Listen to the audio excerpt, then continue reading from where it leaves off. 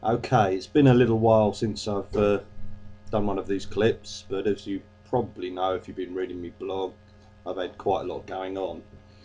Um, Referring back to the questions that you gave me last time, first one is from Vord, or Vaudeville Randis Raisins, whatever it is. Um, he says, as far as I know, there are two stories that include the hive mind hornets. They don't do much in these stories except bargain and hang around. Do you have any swarm plans for these little guys in the polity future? Do they collect extraordinary tiny furniture and make made from young bee corpses? And he goes on, is Spatterjay in a reference to a Jack Vance Kugel story? Right, well, first off, no, I've got no plans to do anything more with the Hornets, but I might do at some point, I don't know. Um, Reference to the Jack Vance story? No. That was just Spatterjay first appeared in a story called Spatterjay. Um, just came out of the air. That's all I can say. Jan Harold. As mentioned above, more stories involving the hive minds would be cool. But are you planning any more Cormac stories? I feel that it's still a bit unclear what he is. Is he human, dragon, Jane, or AI, or a combination? Cold regards from up north in Norway, where it has been -30 these last few days. Cold.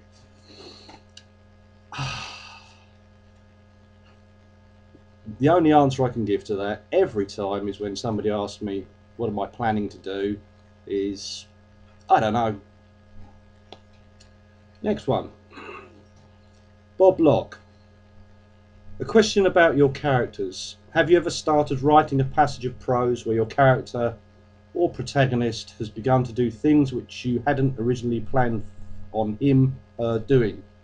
I.e., has the character begun to develop outside of the original boundaries you previously set down? No, my characters don't develop outside of the boundaries I previously set down because I don't set down any boundaries. As I've said before, with me, the whole writing thing happens at the keyboard. I plan nothing. Next one. Mark Croucher. Just move that down. When I asked these questions, I had a cold. Neil, are you taking Beecham's powders or Lemsip cold and flu? Does a runny nose drip on your laptop whilst writing? Do you think this country has really won two world wars? There obviously was not any snow involved in those years.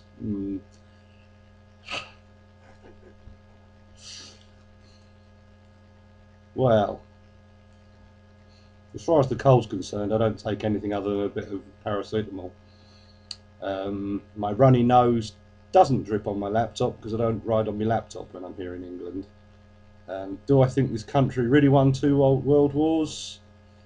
Yes, it did. I doubt if it would now, though. Next one, Taylor.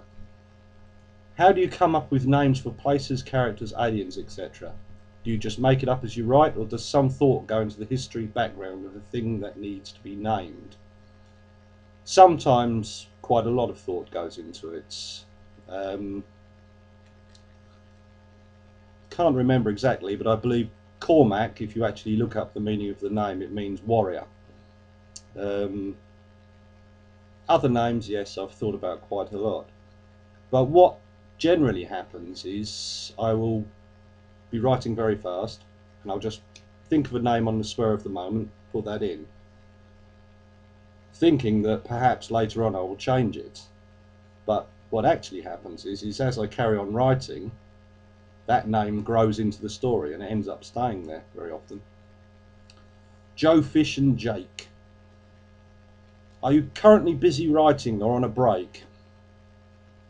If you are busy, then how are you busy? What are your habits and how often do you write? Well, generally I'm always writing. Don't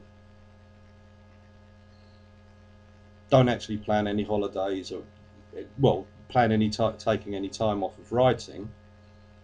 Generally, I write 5 days a week, starting at about 8:30 in the morning, aiming to do 2,000 words a day for 5 days a week. That's what I aim at. It's a target I don't hit that often. Nicola, are there any plans on turning any of your books into movies? Has anybody bought rights to any of your books? Sure would be nice to see your creativity on the big screen. Neil Blomkamp, District 9, would make a great choice as a director, in my opinion. Best regards from Stockholm, Sweden. I've had a couple of approaches in the past. One was from a production company called Blue Train Entertainment for Gridlinked. One was from Fox for Hill Diggers, but that has been about it. Not very much really. Though I am involved in some the heavy metal movie, which now has James Cameron as a producer. So if that comes off, that would be quite nice. That's about it, I think, for now. Cheers and bye.